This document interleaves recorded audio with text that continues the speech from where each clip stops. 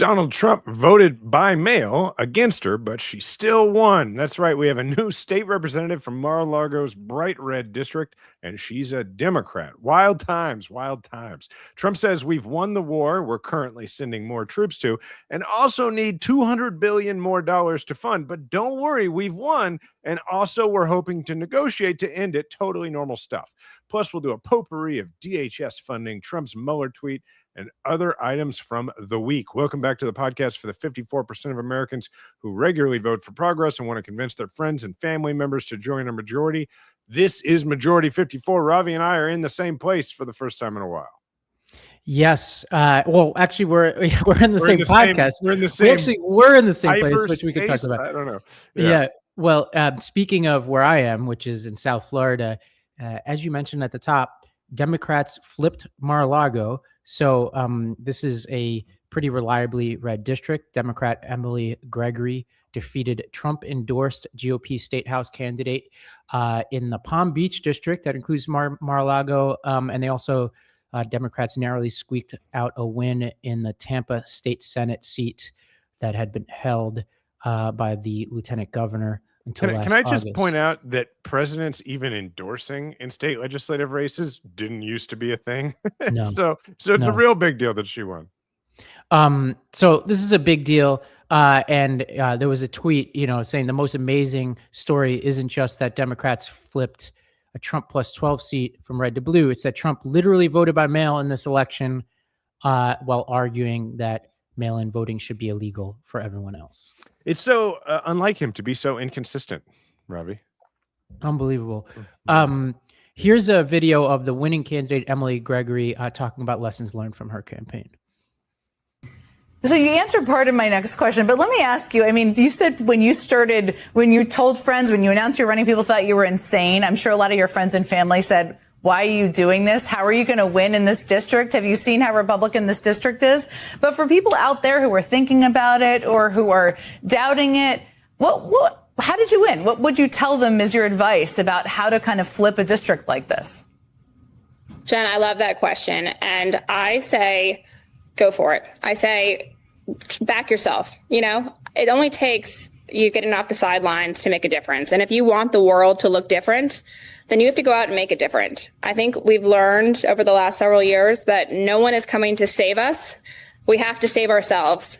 So I might have done some crazy calculus to decide that this was a flip opportunity, but it was, and we did it. So my math worked. I like that clip because it just shows, one, you don't know what happens when you push your chips into the middle. Anything can happen. But two, Emily Gregory seems great. But what it doesn't seem to be the case is that Emily Gregory is like a singular, exceptional candidate who was the only person who could have possibly won this race. Maybe that's the case. I just don't know enough about it. But it feels a lot more like this is a real momentum and enthusiasm thing going on all over the country. Yes. And, as you mentioned at the top, this comes as the Republicans are trying really hard to pass this SAVE Act. And so I'd love for you to put your Secretary of State hat on for a second and explain what the latest is there and what threats we have from that act.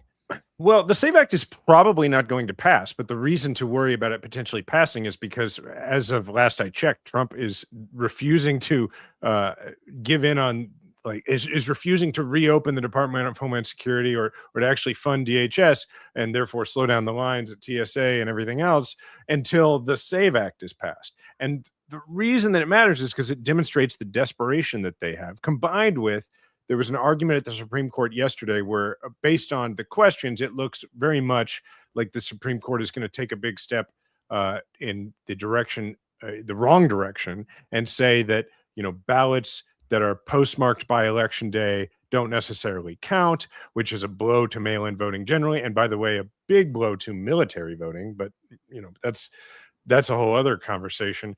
And I wanted to talk about this for a moment because this actually has a lot to do with the enthusiasm that we're seeing from Democrats around the country. Trump is looking at his numbers and he's looking at what is likely to happen in the midterm elections.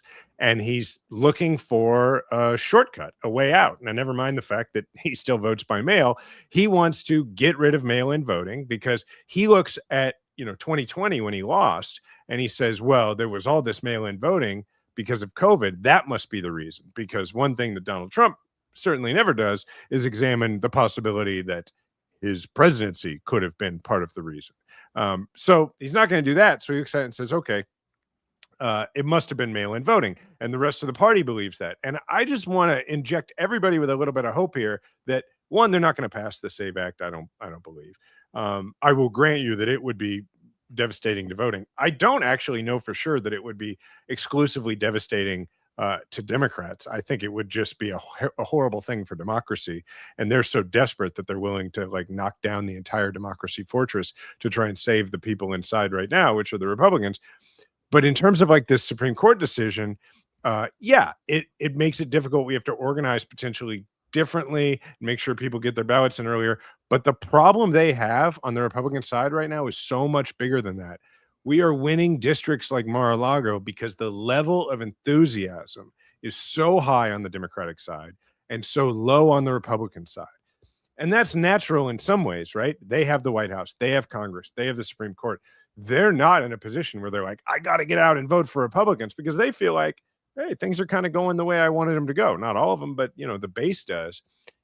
And on top of that, we feel desperate to vote. Like the average involved Democrat is like, can I vote tomorrow?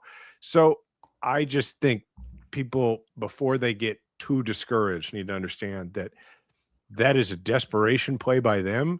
And I don't think it's actually going to work. I think it's something we're going to be able to navigate around. Well, let's talk Iran. So much happening so fast. Just this morning, it was reported that Iran has rejected the U.S. ceasefire offer. This is coming from CNBC. This is the Fars news agency. This is a state media outlet. Cited what it called an informed source, said that there had been increased U.S. efforts to put a ceasefire effort into place. And quote, this is the source to their own state news. Iran does not accept a ceasefire. And the source said, basically, it's not logical to enter into such a process with those who violate the agreement. And that says that Iran intends to realize its strategic goals in the war. And then only when that happens will they end the conflict. The Wall Street Journal has added a bunch of details to this, which is that mediators from Turkey, Egypt, Pakistan are pushing for a meeting between the U.S. and Iranian officials. Tehran seems not that interested in this. The U.S. sent this 15-point plan to end the war to Iran. At least as of now, this could change even the next couple hours. It seems like Iran violated this. And Iran seems like it's, by some reporting, charging a toll for people to make it through the Strait of Hormuz. It seems like they're fairly confident that they have the upper hand in this war. And I'm no expert. I have no idea whether that's true or not, but they seem somewhat emboldened, and the Trump administration seems somewhat desperate to end this. Militarily, we have the upper hand, but strategically and geopolitically, it does feel like they have the upper hand, because, countries that they've said countries not involved in this aggression can pass through the strait after the necessary coordination with the Iranian side to ensure the safe transit of their vessels. It feels to me, Ravi, like this war right now seems to pretty much be about the Strait of Hormuz. And if Iran is saying, hey, countries that aren't involved in the U.S. and Israeli campaign against us, your oil could flow. If they actually are in a position militarily to achieve that, or logistically to achieve that, then it does feel like they have the upper hand. You, of course, have the tragic, I don't want to say comedy, the incompetence, because comedy is the wrong word, the incompetence of us being in a situation now where the main objective of our military campaign seems to be to open the Strait of Hormuz, which was open prior to us attacking Iran, is so ridiculous and maddening that it most certainly gives Iran the upper hand in terms of setting the terms for when the war ends, because they have demonstrated, sadly, this, totalitarian, authoritarian regime there has demonstrated a willingness to take an awful lot of abuse from the air and the sea and not bend. And if that continues to be the case, then they do have the upper hand if they can decide who moves through that strait. And Trump seems to be trying to set this up so that he can get the Iranians to agree to something and save face. And he's already saying that we've won this war already. Here's just one clip of how he's framing this. Sound like adults to me, even though they are sort of children, right? They'll always be your children. But I hate to say it, but we killed all their leadership. And then they met to choose new leaders, and we killed all of them. And now we have a new group, and we can easily do that, but let's see how they turn out. We have really regime change. You know, this is a change in the regime because the leaders are all very different than the ones that we started off with that created all those problems. So this was, I think we can say, Jason, this is regime change, right? What makes you trust them? I don't trust. I mean, what a pile of just not true things. It's, to be clear, the person in charge of Iran right now is the more radical younger son of the person who was in charge of Iran. That is not regime change. And frankly, I would argue that the regime's ability to oppress their people, which was at least nodded at as a reason to launch this war, I think is only gotten worse, because now you've got people who are through, because of the need to survive, are looking toward the government that's in place, this regime, to keep civilians from being hurt, right? And shoot down missiles or keep airstrikes from happening. So they're in this almost Stockholm syndrome-ish place, right? Which is going to suppress resistance. But also, it's not like any of those people are really armed. I mean, there's some of that for the Kurds, and I'm sure we have some special forces or CIA elements either on the ground or working from some external sanctuary to try and train and arm some folks. But they're not united. They're not in a position to affect any real regime change. And frankly, I think all this is done given that we are not, I think, willing to put troops on the ground and to hold the ground. I hope we're not planning to do that. I just don't see how it's in any way made the regime anything less but stronger internally. I will grant you that externally, in their ability to project force and violence outside the country in the region, I would hope that we've successfully degraded that. But I think internally, I don't think we've done really anything to weaken them. Yeah, and there's this gentleman, Adam Mockler, who I think is associated with Midas in some way, went on CNN and I think articulated very well the absurdity of all of this. Here in the next few weeks. I'm glad that we got Ken's very charitable interpretation of what Donald Trump is claiming on a daily basis, that we've won. But the reality is, what the president is saying is incongruent with what's happening on the ground, and that's the scary part here. There are two separate conversations that are happening when we're doing these debates. There's a conversation that you guys are having, which is just whatever the administration says on any given day. One day we've won, the next day there's negotiations, the next day we've won again. But there's the actual on-the-ground reality that we are mobilizing thousands of troops to the Middle East. We are asking for $200 billion for this war. And I don't know, what are we getting for this? 86-year-old Khamenei was replaced with his 30-year younger son, who's more radical, more extreme, is purging moderates. Can anyone tell me what we've gotten for this? Well, I think that one question. Yeah, so I think Adam Mockler is a contributor to the Midas Touch Network. And Jeremy, we should have him on at some point. I've seen his stuff. I think he's really impressive. Ravi, you and I were both, debaters. And I would like to say, in addition to athletes in school, I feel the need to throw that in there out of some sort of sense of inferiority. He looks like a young man. I don't know how old he is. But he looks fairly young. He looks very young. And I think to me, I look at him and I'm like, that kid had a good debate coach. I shouldn't say kid. That's not nice. But I think he'd be great to have on sometime. So Jeremy says he's 22 or 23. We're in our 40s. We can say. Look, you say it's not nice. If somebody calls me kid, I take it as a well, I'm thrilled now. Yeah. It's like when I get ID'd. It's amazing. Yeah. Oh, that still happens for you, not me, man. It does. I think sometimes just because statutorily, some places they have to. Look, that's how I interpret it. But one really alarming part of the story is just what kind of information diet Trump is living with here. And NBC had this story about how each day since the start of the war, U.S. military officials compile a video update for Trump that's basically just like a highlight reel of attacks. It's like a daily montage. Now, this is in line with previous reporting that he had replaced the presidential daily briefing with like a Fox News style like summary, because we have a functionally illiterate president, it seems.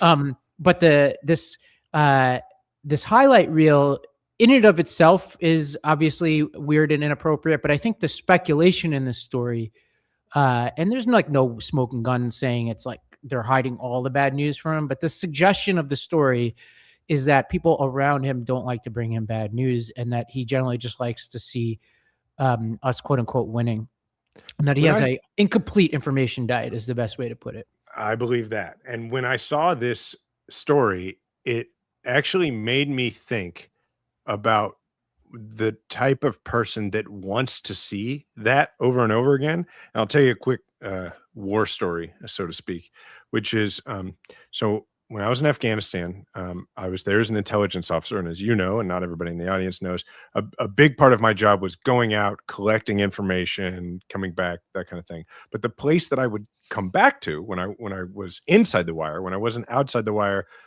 doing my job, when I was inside writing up the reports on what I had learned while I was outside the wire, was this intelligence shed in Kabul.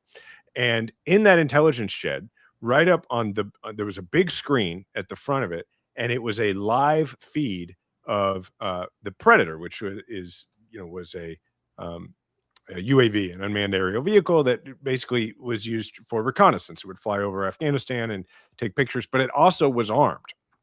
And there were times when, and the person who controlled all of these assets, these air intelligence collection assets, sat like in that room, and there was only like 20 of us in there. And so he would always know when there was going to be a strike, when there was going to be an attack that came from the Predator or an attack from somewhere else, but that the Predator would be viewing it from the air. And he would tell the room. And it was interesting how people who were new in country would really want to see it. They would sit there and they'd watch, and you could see human beings not knowing that they were about to be killed by the United States military. And then the next thing you know, they're blown to smithereens. And what I noticed is that after anybody had been there for a few weeks and seen a few of these, nobody really wanted to watch it. I mean, yeah, we believe that we didn't know in most cases personally who these folks were, but you presume that they're bad guys. But either way, like, even people who are trained to do this and people who are there for the purpose of defending their country, fighting against the Taliban, at some point you're just not interested in seeing that happen over and over again. You've seen enough. And I think it's frankly odd that Trump would want to see clips of that over and over and over again. And I find it kind of troubling. Well, there's another troubling aspect of this, Jason, which is we continue to have a phenomenon of suspicious bets being played, whether investments or in the prediction market, ahead of major military action and other announcements from this administration. And here's one video just pointing out exactly what we have seen over the course of the past 2 weeks and why we might want to be concerned about it. But here's the curious thing, and here's kind of where the mystery is. I want to kind of zoom in on this area here. So I'll kind of zoom in so you can see this is just the volumes of people going into that oil market and kind of, for the most part, selling after that Donald Trump post. You can see there's this real spike in activity, a lot of people going in there, kind of this frenzy, and that's the kind of flip side of prices. But look at this, $180 million. Someone has just made a real killing on this. And it's not just oil. So that's oil. So for context, Trump had set a deadline for the opening of the Hormuz Strait and said that if that deadline was not hit, then by this time, then we were going to start bombing the refinery, bombing the oil assets of Iran directly. Bombing the power plants in Iran directly. And so then he suspended that and announced that so the announcement he's talking about, the post he's talking about, I believe, Ravi, is him saying, we're not going to do the thing that I said we're going to do. And it does look like somebody knew 15 minutes before that this thing that was going to be really good for trading on oil was about to happen. I don't know why this isn't illegal yet. And, I honestly, it's just beyond. AOC tweeted something that I very much agree with, because Kalshi, one of the main prediction sites, says it will ban politicians and athletes from trading on sort of events that are relevant to them, which is, as AOC put it out, it's just not enough. There are too many people around these folks who are betting on this. Actually, I think it wouldn't be surprising if we had actual principals, whether they're athletes or politicians, betting, but the most likely scenario is just people around them. And I just think that this is how could we ban insider trading and send people to federal prison for as long as we do, but not ban this type of activity, and make it illegal, both for the people doing it, but also force these prediction sites to remove bets on events for which somebody already has the information. If you're going to bet, hey, are the Bills and the Titans going to, who's going to win in a football game on Sunday? Well, we don't know the outcome of that yet. So that's like sports betting. And as much as I'm not a huge fan of that, that has way less opportunities for corruption. You actually have to be one of those players or coaches or referees to be able to intervene in that event versus, are we going to take military action? Actually, some people will know that. Not only could they know that, they could also make it happen. That's the even worse scenario, right? It's one thing really bad is, hey, I know that this attack is coming. Worse is I want to make something happen so I can profit off of it. And I wouldn't put it past certain people to want to intervene and create moments in this world, even if those are bad moments, if they can bet on it. A trivial example is the guy who bet on, will somebody run across the field in the Super Bowl, and then he ran across it, collected, I don't know what has happened since, but collected his payout, I think, and paid his fine because the fine was less than his payout, is a perfect representation of where we are today. I don't have the article in front of me, but I remember reading that the Trump organization is investing in these prediction market companies. So the people who decide when events happen are putting money into the prediction markets. Yep. I mean, it's at some point, it's not even a conspiracy. It's just obvious. Yep. Well, we're going to take a break. When we come back, we're going to talk about this DHS funding fight. We're going to talk about Robert Mueller and the president's reaction to Robert Mueller's death. Some, as always, some infighting within the right, and a whole lot more when we get back.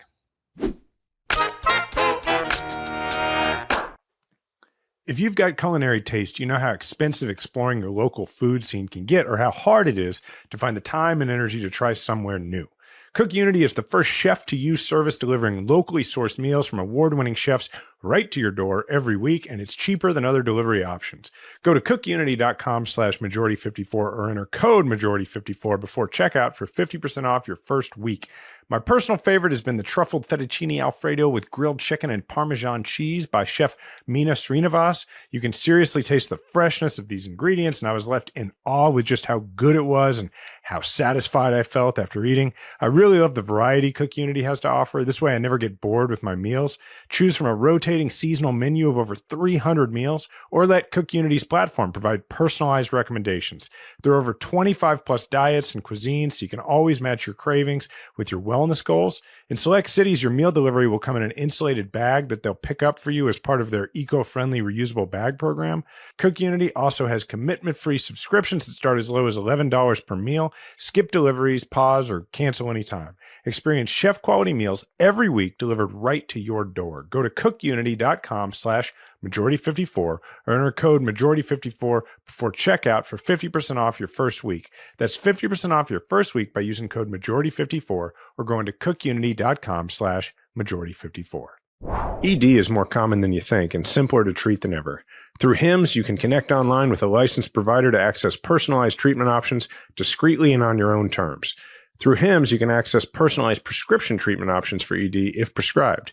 HIMSS offers access to ED treatment options ranging from personalized products to trusted generics that cost 95% less than brand names if prescribed. You shouldn't have to go out of your way to feel like yourself. HIMSS brings expert care straight to you with 100% online access to personalized treatments that put your goals first.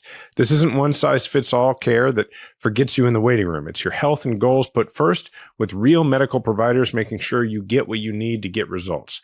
Think of HIMSS as your digital front door that gets you back to your old self with simple 100% online access to trusted treatments for ED and more, all in one place. To get simple online access to personalized, affordable care for ED, hair loss, weight loss, and more, visit hims.com/majority. That's hims.com/majority for your free online visit. hims.com/majority. Featured products include compounded drug products, which the FDA does not approve or verify for safety, effectiveness, or quality. Prescription required. See website for details, restrictions, and important safety information. Actual price will depend on product and subscription plan.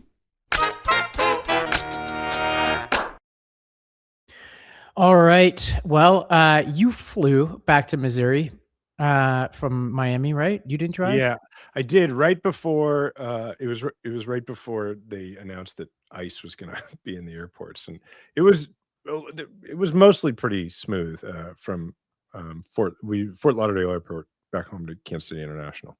Right. Well, it seems like the Senate and I'm about to fly tomorrow, so we'll see. I'm going to get to the airport super early, but it seems like Republicans in Congress and Democrats have been trying to hammer out a deal, and there are various contours of various deals, but Trump rejected at least one compromise over the weekend. There's a new proposal as of yesterday where Congress would fund all of the department except for parts of ICE, and that I think that Republicans would spin out the ICE component for some kind of reconciliation bill. Senator Graham is talking about moving ahead with a reconciliation bill, which means it doesn't need to go through the filibuster anyway. And also he wants to put voting rights on that. I'm somewhat confused here as to I'm really confused, and we're supposed to be able to follow this really closely. I think a big part of it is Trump is big angry because his poll numbers are very bad, and he thinks that the SAVE Act is what's going to save the Republican majority in Congress. Right. And so he just is, I think he's in the White House going, why would these Republican senators not want to pass this thing that they think, never mind the fact that maybe some of them are afraid of completely upending American democracy, or maybe some of them just realize like this is not going to have the partisan, clean pro-Republican consequence you think it is, because there's also plenty of Republicans who don't have a passport who got married and changed their name and don't have their original birth certificate. Maybe they just don't want chaos. Or maybe a few of them are like, yeah, it doesn't make any sense to tie DHS funding to this electioneering law. I think he's just flabbergasted that they're not as desperate to cheat as he is. Well, there's this decision to deploy ICE agents to the airports, and I was following the debate online, and I found one very interesting take from my home borough of Brooklyn. Here's what one of our Brooklynites had to say at the airport when asked about this. Oh, they're right there. All right, they're good to here to help. They're not bothering nobody. As long as they can check my bags and get me on my flight, I'm good to go. Right? I want to get to the Bahamas. I want out of here. It's very Brooklyn sounding. So tell me, I think I must not understand fully, because I mean, obviously I hate ICE as much as anybody else. My initial reaction to this was, if I were president and I was handed ICE as it exists today, and I was thinking, look, there's probably going to be some civil service protections on the ICE agents. It'll probably be really hard to fire them all en masse for cause. I'm sure Republicans will make it even harder. What would I do to ICE agents?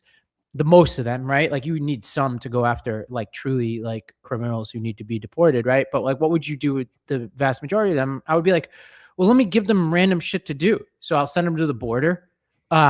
I will have them like clean up trash in the streets. I'll just give them shit to do so that they're working if I can't fire them.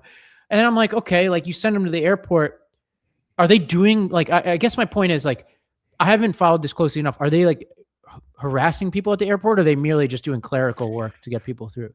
From what I've seen, and it's just entirely based on clips I've seen on social media. One, I've seen a couple of cases where they detained people who I guess who knows whether the people have legal status, because just simply because you get detained by ICE is in no way, we come to learn, determinative of whether or not you actually have status and are supposed to be here. But Right. there's been a couple of cases of that, but there must not have been a ton, or we would have seen a lot of it. At least my algorithm would have put it in front of me.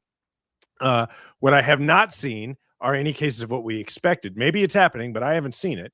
Any cases of ICE actually doing the job that TSA was doing, running your bags through the machine, doing the actual security checks and to get you onto the plane.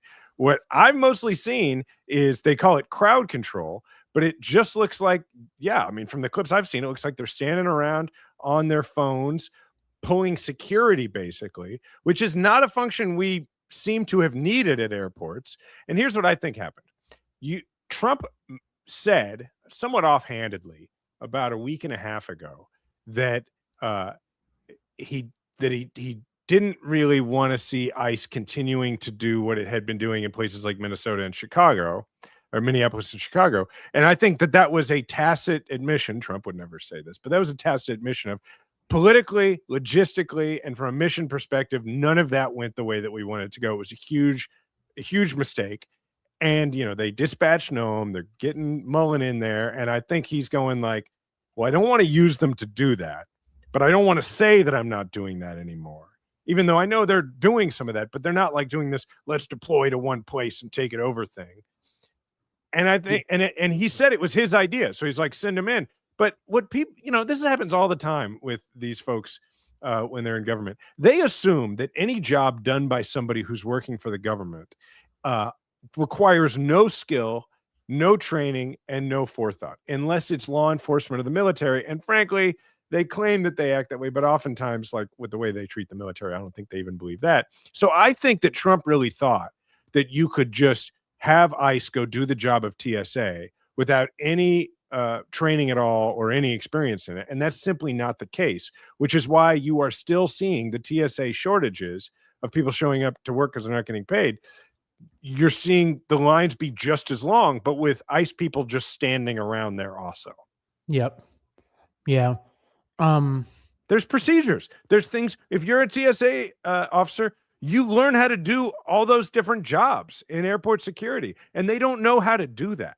Well, I think like part of it is there's a little jujitsu here, which is I think the more people come face to face with ICE who are normal people, the worse the already bad brand of ICE is. So in some ways, seeing them just sitting around looking at their phones, a lot of these are just rude assholes, like from what we've seen, the new hires especially.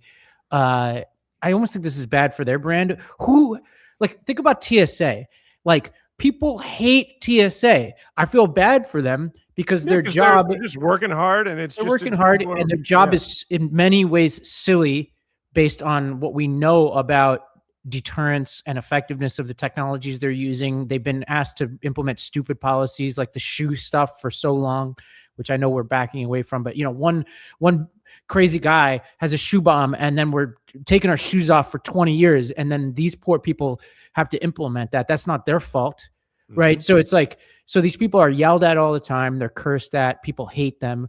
And if ICE is on the front lines of that and they're not harassing people, I'm like, this is definitely not at the top of my priority list right now. And certainly if we're pulling them into airports and they don't have time to go into cities, right? I'm like, fine. Like, keep them busy, Imagine for a moment, Ravi, that they actually did what Trump suggested, which is everybody who is not everywhere there's a shortage of a TSA person, they put an ICE agent there. And one, they're not going to know what they're doing. So the lines are going to be long. They're going to be doing a poor job. And all of the people who already are unfortunately not nice to TSA folks. Now imagine that it's ICE people who, a huge percentage of America does not have a high opinion of folks who have chosen to join ICE under this administration or chosen to stay in ICE under this administration. So you put all that together, and it's not a good combination. And that's why I think they may have realized, like, oh, we can't actually put these ICE agents in a position where they're going to get yelled at by cranky travelers, because we're going to have like a 65-year-old woman who's trying to get through security to go see her grandkids. She's going to mouth off to the person handling their bag, and she's going to get detained and thrown, because that's the only response a lot of these folks know. Yep. It's Yeah, bad. I agree. Well, let's go through a lightning round of other issues here. And first of all, rest in peace, Robert Mueller, served as two-term FBI director, veteran of the Vietnam War, veteran of our law enforcement. In contrast to our current president, he actually had grounds for a medical deferment, but he pushed to be admitted into the military, and I think reapplied or something of the sort. So he was rated 4F. He was rated as cannot serve because of a knee injury playing sports in high school, and went back to get reevaluated so that he could go. Received a Bronze Star with Valor, was wounded, had a Purple Heart, and then went on to serve the country for a long time. So of course Trump hates him. Yeah, well, Trump not only hates him, but remember when we talked about the Reiner thing, and we are like, this is the low watermark, but we were like, I'm sure he'll come up with a way to be worse. I think he just did. He said, Robert Mueller just died. Good. I'm glad he's dead. He can no longer hurt innocent people, exclamation point. Let me also add to this something we don't have in the outline here, but that references what we were talking about earlier with regards to the corruption and the markets and all that sort of thing. One of the things that I saw that came out this morning was a report that it turns out the documents case that Mueller was investigating, one of the findings of the Mueller team was that a lot of those documents related to international business. That basically the suggestion was that Mueller was of the belief that the reason Trump had taken those documents to Mar-a-Lago and hid them was because he was using them for business purposes to gain business intelligence for his post-presidency, which is sadly totally unsurprising. Well, the Free Press, which is owned by or was run by Bari Weiss and all that, which is kind of like any eclectic corner of the internet where they try to be contrarian. Some of their writers I really like. Some of them I have questions about. One of them that I tend to disagree with quite often is this gentleman named Eli Lake. And he wrote the following. Basically, he wrote this piece being like, hey, it was kind of inappropriate for Trump to say what he said, or it was inappropriate. But Mueller has problems. So he said Mueller's family didn't deserve the president's grave dancing. None of Trump's enemies do. But Trump also didn't deserve Russiagate. Nearly a decade after that phony scandal, our republic is still trying to recover. So it's almost this equivalence, right? Yeah, like, it says nothing. It's right. 1 minus 1 equals 0. Well, Thanks Tim for Miller had a reaction I thought was appropriate. He said, this is crazy. Trump's first endorser, Jeff Sessions, appointed Mueller. He indicted 25 Russians. The report was so straightforward. The GOP Senate report echoed it. Then he retired and went back to private life. For this, he deserves the president grave dancing on him. Trash. Now, again, to be clear, he's not saying he deserves the president grave dancing. Eli Lake he's making an equivalence argument. And if Eli Lake is listening to this and says, I didn't, the words exactly were, but Trump also didn't deserve Russiagate. Okay. So if he doesn't think that's an equivalence, then he needs to write better. The Bulwark, Kathy Young wrote a piece that I think is really good. I'm not going to go through it here. I don't think you need to hear this, but details all these Russia myths that Eli Lake and many of these other people have been spreading for a long time. Tim Miller points to the Senate report. Remember, this was the Senate Foreign Intelligence Committee gave a multi-volume report talking about Russian interference in our elections, and they were motivated to get Trump elected. You know who the chair of that committee was, Jason, at the time when they put that out? Rubio? It was Rubio. Yeah, okay. That's what I thought. Yeah. So this is where we are. Rest in peace, Mueller. I mean, not to mention, like, you've got J.D. Vance out there after Charlie Kirk's death, saying, yeah, the First Amendment applies, but you should lose your job over celebrating Charlie Kirk's death. Which, look, I actually think, like, if somebody said things about Charlie Kirk and they lost their job, like, I guess I'm not supposed to say that you kind of should know not to do that. But in the same way, if you say something like what the president said about Robert Mueller dying, I also think you should maybe expect to not have your job anymore. Right. If you know, but they just have this, I mean, with Reiner and with Mueller, this incredible double standard for the leader of the country and their party. Well, you know, I try to pick one person on the right every week who's kind of like an interesting dissenting voice. And I noticed that I keep coming back to Nick Fuentes, who I hate to elevate, but he has the most interesting anti-Trump takes on the right. So as a full disclosure, I don't in any way condone anything Nick Fuentes is doing, but let me say something about, because I know we get the comments and the emails about don't elevate this guy. I actually haven't gotten any of those, but maybe you do. Yeah. I see it every once in a while, and I just want people to understand, like, Nick Fuentes has a bigger audience than us. Yeah. We are not platforming Nick Fuentes. Pretty much nobody who listens to this show listens to Nick Fuentes, and nobody who listens to this show almost, I mean, if we're being honest, hardly anybody listening to this is voting Republican. We are not doing Nick Fuentes any favors by talking about Nick Fuentes. We are informing you of what's going on the right. Right. So, okay. Well, with that, I think he had the most provocative take for his audience, given he's a white supremacist, that I've seen to date. Here's what he had to say. Signalsports.org sent $20. Love the show. Thank you. 67 Wang 67 sent $20. 930. Why a Obama sympathizer? He lies like Trump. Also kill all minorities. I'm liking Obama now. I miss Obama. I miss the adults in the room. Get this orange clown out of here. Sphincter Nuthole sent $20. First of all, can we talk about the mechanics of this show? Good Lord, like the mechanics / like the casual way that apparently people just are like, kill all minorities. And he reacts like that's the most normal thing in the world to say. I have so many questions. One is, you've got this automated voice chiming in with people sending in money. Yes, and also being explicitly racist. And then you have him saying, I miss Obama. It is like an assault on the senses. And I guess this is why he has high engagement, right? Which is like, I don't never know what's going to happen. Some person saying kill all minorities. And then now he's saying, I miss the black president.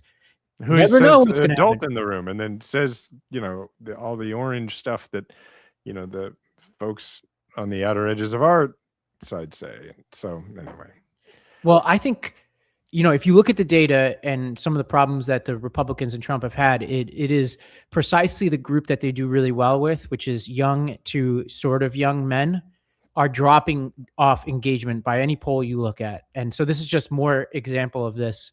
And I've been, you know, casually reading and listening to commentary on this looks-maxing community, which is kind of adjacent to the Fuentes community. It seems to me it's basically also just part of white nationalism, right? Because it's like somewhat, it's like genetic superiority type stuff.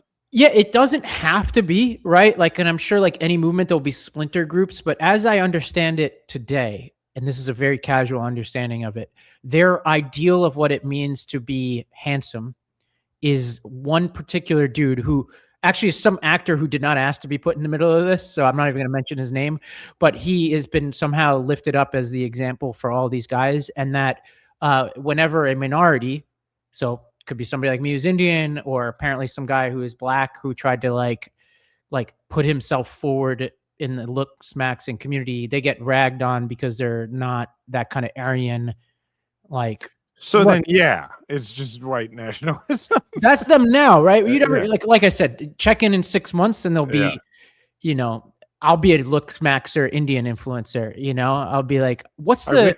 I wish Dev Patel is the you know, I'll start my splinter movement where he's the model of attractiveness, and I'll create a splinter group.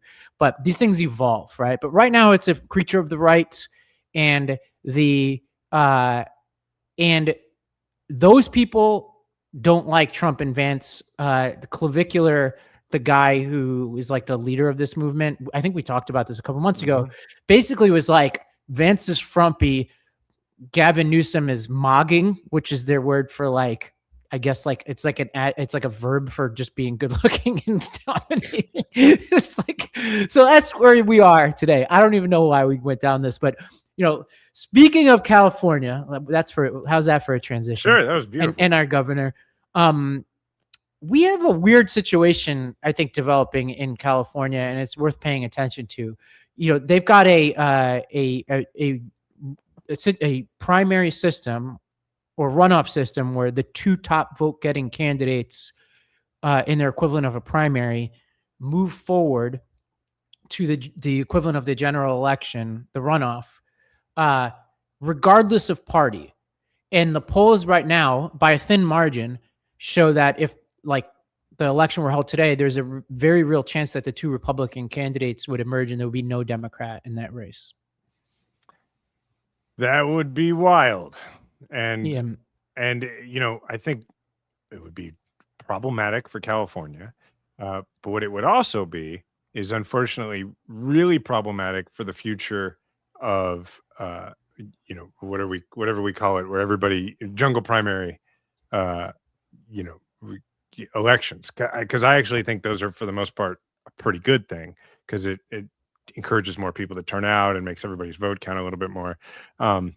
But this is the tragedy of the commons, right? Like, who's going to, especially when all three candidates are pretty close in the polls, it's very hard to get somebody to say, well, it should be me who steps back.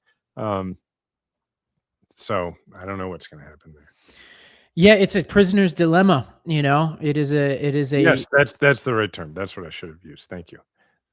Everybody has an incentive personally to stay in, but we as the electorate and anybody involved has an incentive for this to be a smaller group of candidates. And it's always uncomfortable to be like, who do you choose? They're all kind of polling the same, the top three. So it's like, they're all about 10%, it seems. So here's what I have not looked at the crosstabs on that poll, but if I were to guess, I would guess that that it is hard to measure Democratic enthusiasm accurately right now, because what we're seeing is like the polls are showing Democratic enthusiasm one way, and then every special election, like the one we talked about at the top of the show, is showing a result where it far outperforms the expected.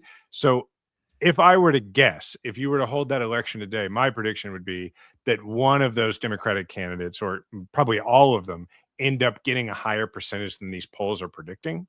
Because you're just going to have more Democrats turn out by far. Now, on the other hand, if Republicans really do think that they have a chance to get two Republican candidates through, then you may, in California, have a bunch of Republicans who have felt, like they've not had a shot at having representation in a long time, really excited to turn out. So, well, there's another thing that happened this week, which is, you'd think we would want more opportunities to evaluate these candidates. There was a big debate planned at USC that was canceled over outrage because all of the invited candidates were white. And on the face of it, you could be like, if you're a progressive listener, be like, how could they only invite white candidates? Well, those are the highest polling candidates right now. So it's like, I get people like not liking that reality, but like on the front end, that's the standard. They lived, they were applying the standard from what I understand. Now, if they weren't applying the standard, and I have some facts about this wrong, then apologies. Like if they bent the standards to exclude a candidate of color or something. But from what I understand, that's just the top vote getters. My thought on this is the last thing we need to be worried about right now. Like, get these candidates out there. Let's decide who is the best and get behind them. And the more opportunities we have to decide who's the best, the better. And you can't have 15 candidates on the stage. I'm sorry. Like, as somebody who's not white myself, in a perfect world, we have as much representation, but that is not the fight we're in right now. Have you ever met Tom Steyer? No. Interesting fella.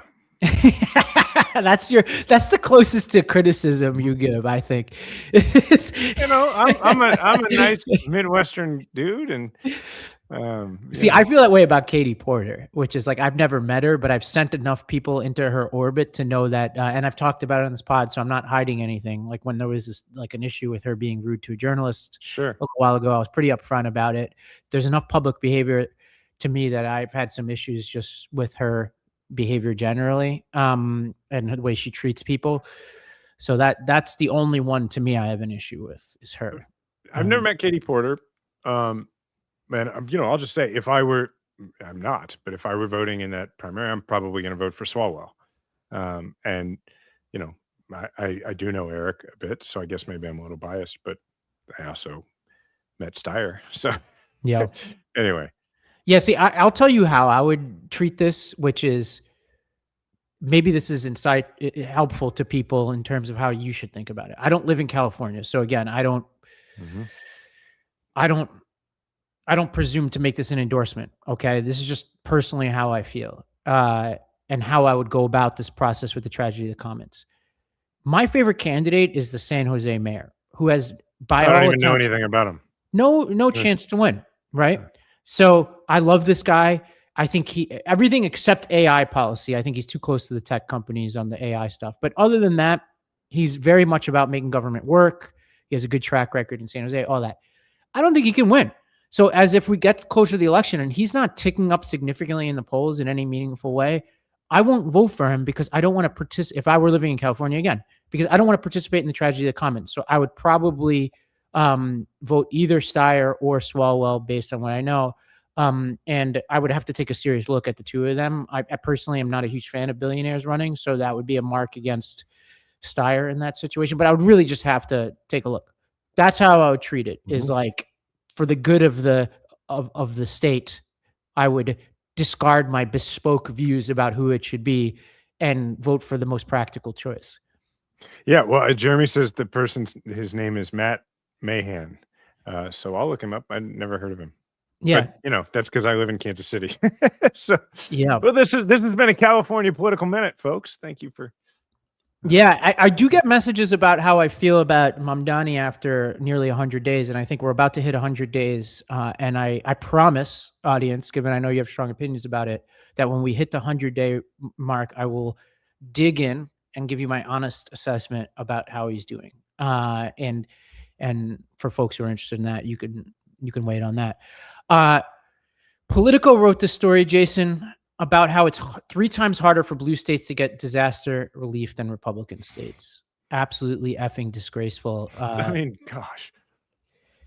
There's not much to say about this. Yeah. It says Trump approved just 23% of disaster funding requests from states with a Democratic governor and 2 Democratic senators since returning to office 14 months ago. For states with a Republican governor and 2 Republican senators, it's the opposite. Trump has approved 89% of their requests. There's never been such a sharp partisan disparity in the approval of federal disaster funds since FEMA was created in 1979, according to a review of 2,500 natural disaster declarations by Politico's E&E News. The denials have blocked Democratic-led states from getting a total of $250 million in disaster aid that would have been approved by every previous president, including Trump in his first term. Trump rejected most of the requests even after FEMA had documented that the damage met its financial threshold to warrant receiving federal aid. And his recent disaster declarations contrast sharply with his first term when he approved 93% of requests from Democratic-led states compared to 89% from states controlled by Republicans. I mean, for people who voted for Trump because they were tired of left-right political fighting that kept things from getting done, I got to say, it's not a surprise that his approval rating is the lowest it's ever been. It doesn't seem, not to mention the fact that we're in a super unpopular war. He promised that we weren't going to have wars. Prices are still high. The same level of chaos that existed in the first term is there, except there's nobody to stop him from doing more than just saying stuff. He's actually doing stuff. He's had ICE invade cities, treat people terrible, kill innocent people.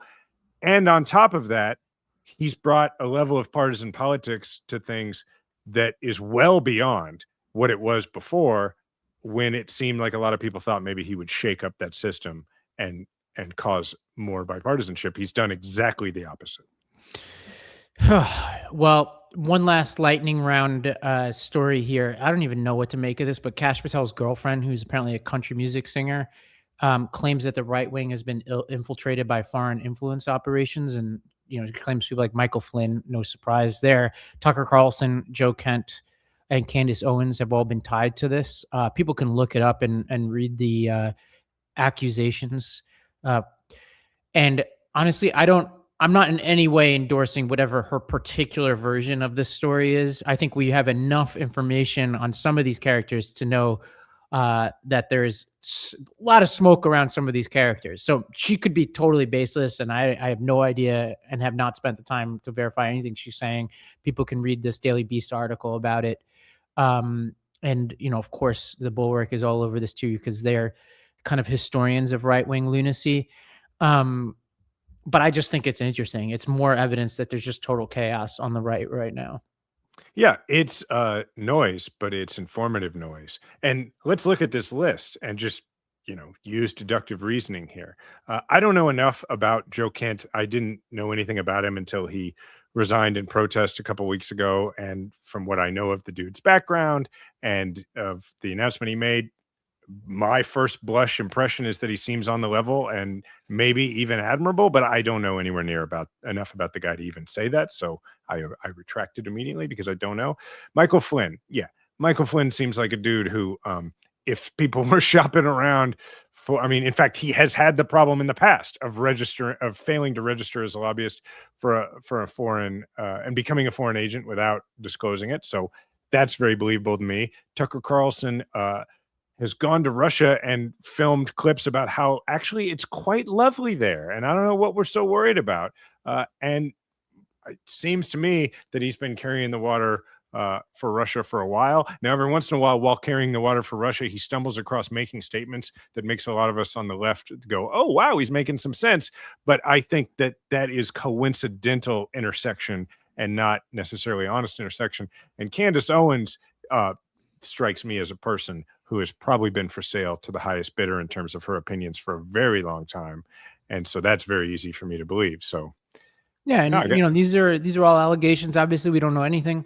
Well, these are just can I also characters. throw out there that given that it is Kash Patel's girlfriend, is there a possibility that since each of these people are on the right and have become critics of the administration, is it entirely possible that the FBI has chosen to investigate those people in the exact same way that they've chosen to investigate people who are critics of theirs on the left? I would say it is possible to likely.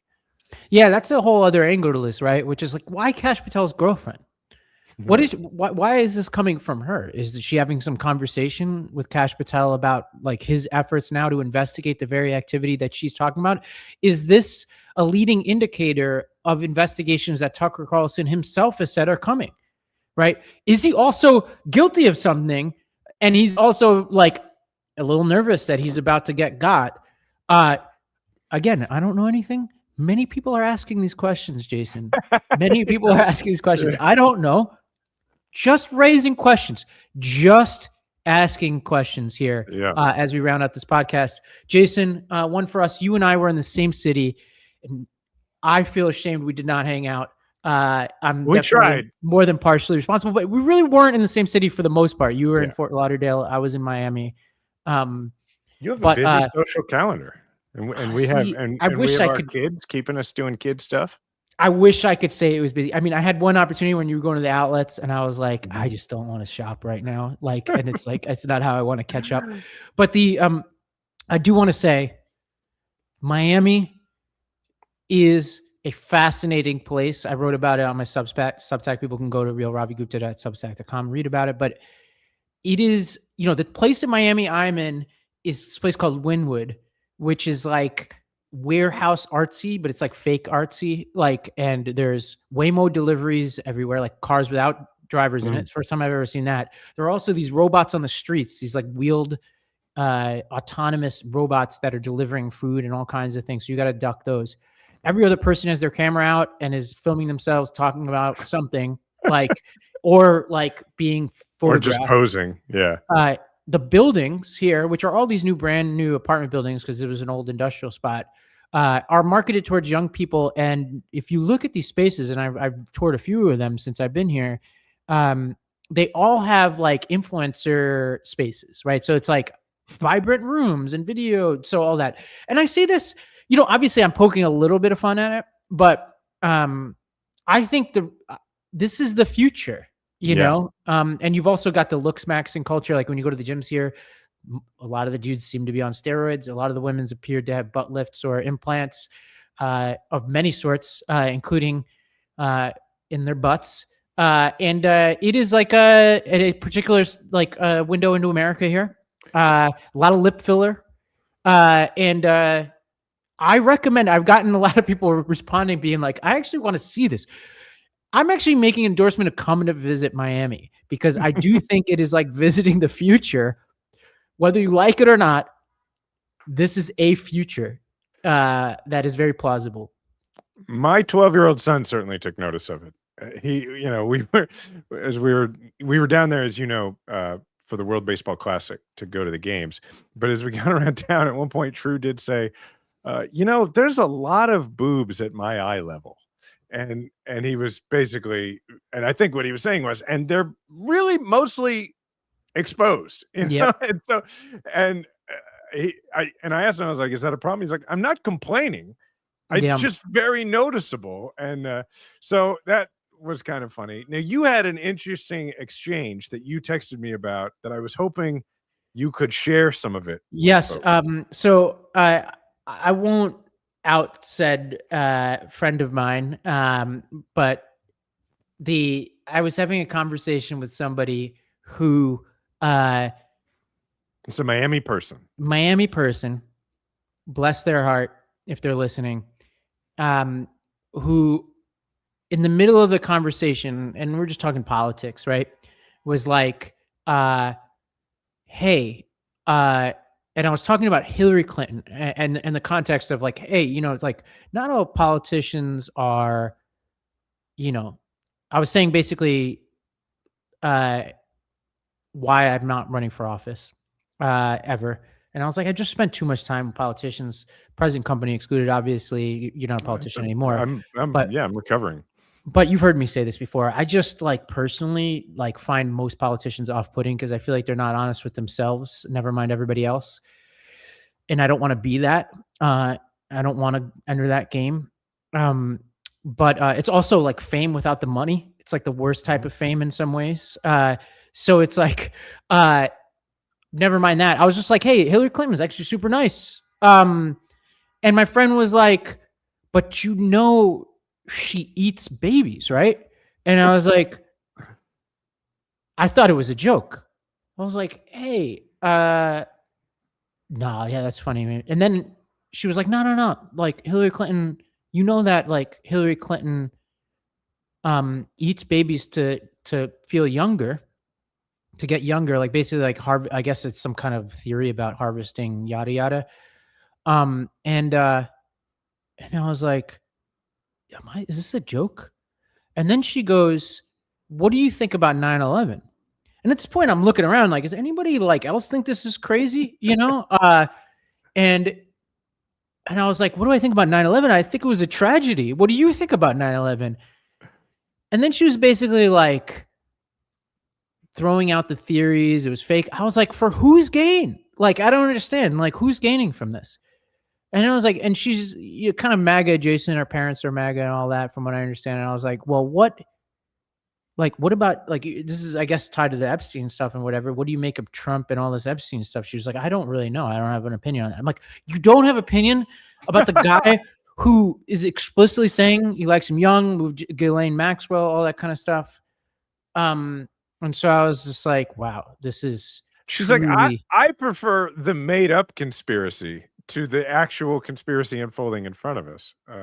I let the interaction play out, and then I later circled back and I was like, look, like I waited some time, and I was like, hey, just so you know, like Hillary Clinton doesn't eat babies. 9/11 really happened, and it makes me really sad that your algorithms have been teeing this up. And she looked like she was gonna cry. And I was like, I feel bad for this person. So that was a. Do you think that she believed you, or did she look like she was going to cry because you were shattering some sort of sense of worldview, or cry like for you because you didn't understand what's happening? I don't know, but I'm going to follow up. I have a buddy, a strong mutual friend, who's privy to the interaction and everything like that. So I will follow up over time, but I think. I need to check in and find out more. So It reminds me of something that I've been noticing lately that I am a little concerned about on the left, but also on the right. I would say just generationally, and I'm about to sound, like I'm 44, about to turn 45 for a second here, which is that I've noticed mostly on social media, but also a little bit in person, but a lot because I've been more active on social media lately, and I don't look at all the comments, but I will breeze through comments sometimes. And I've been seeing a lot more of when I say something about the war or national security or the military, I will often say in it, I'm a former Army intelligence officer, I served in Afghanistan, and I'm seeing a lot more people who are clearly Americans saying that is not something you should be proud of, saying things like, oh, so you're bragging about the fact that you were involved in murder and that kind of thing. And it's mostly coming from this younger generation. And I've been thinking about it a lot. And I think about, what the Vietnam generation went through and how my generation of veterans, like with our war, I think, honestly, I feel like America overcorrected to the point where we were so deferential and reverent of people who were serving or had served that it caused us to forego the responsibility to actually question some of the things the military was saying or doing, or that civilians leading the military were saying or doing. And I think also it was in some ways harmful to veterans the way they put us on this sort of invulnerable pedestal. But with all that said, this is scary to me because it feels like it's going back toward this place. And all I can really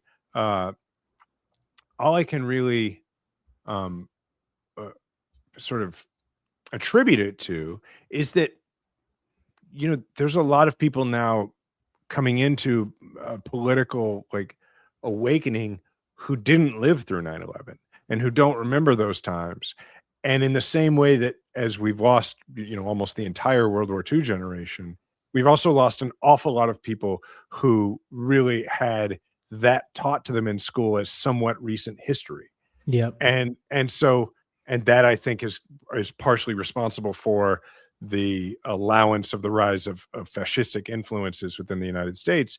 And I worry a lot about there being this revisionist history that those of us who chose to sign up and go after 9/11 were somehow bloodthirsty warmongers, because it's just so not the case. So I worry about that on the left. Yeah. And so your friend having no problem thinking that 9/11 was an inside job is emblematic of that kind of thing. Well, it looks like we're out of time, Jason.